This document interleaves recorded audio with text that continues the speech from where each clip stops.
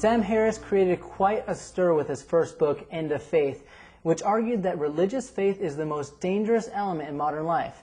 His follow-up, Letter to a Christian Nation, is his response to the letters he received from Christians pointing out exactly how wrong they believe he is.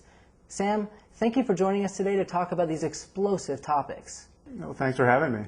Tell us about the connection between the two books.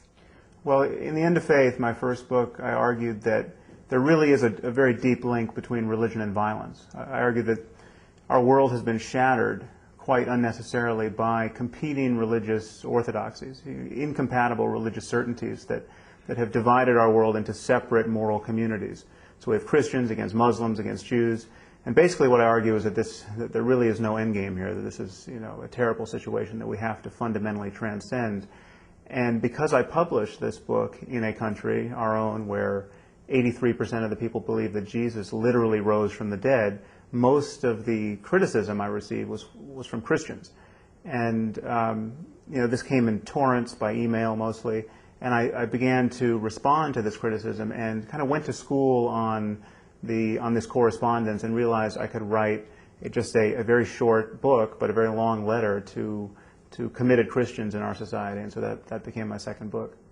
You blame many of the world's problems on organized religion. Tell us why that is. 45% of us think Jesus is going to come back and save the day sometime in the next 50 years. This is a shocking fact, and of course this belief is knit together with a variety of other beliefs, all of which are incompatible with finding any motive to create a durable future for our species, a sustainable civilization geopolitically, economically, environmentally. I mean, if you think the world is going to end in 50 years, and it is going to end gloriously, and its ending is going to be the best thing that could ever possibly happen, that is a bad piece of software to be running if you have to make decisions about nuclear first strike policy. We really do have people believing dangerous things that are presenting obstacles to medical research, for instance. The president just used his first veto to block stem cell research, which is indisputably the most promising area of biology to generate medical therapies for dozens of conditions. You really seem to think that the countries in Western Europe, which have less religious fervor, have really gotten it. The most atheistic societies on the planet, societies like Norway and Denmark and Iceland and Sweden, these are the healthiest places to live by really every relevant factor: violent crime, gender equality, educational attainment, per capita income, infant mortality. American teens are 70 times more likely to have gonorrhea than their French counterparts living in a comparatively atheistic France.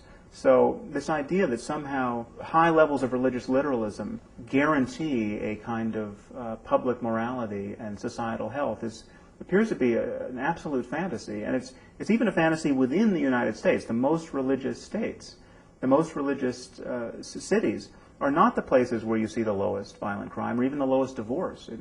It's quite to the contrary. So what is your goal with Letter to a Christian Nation?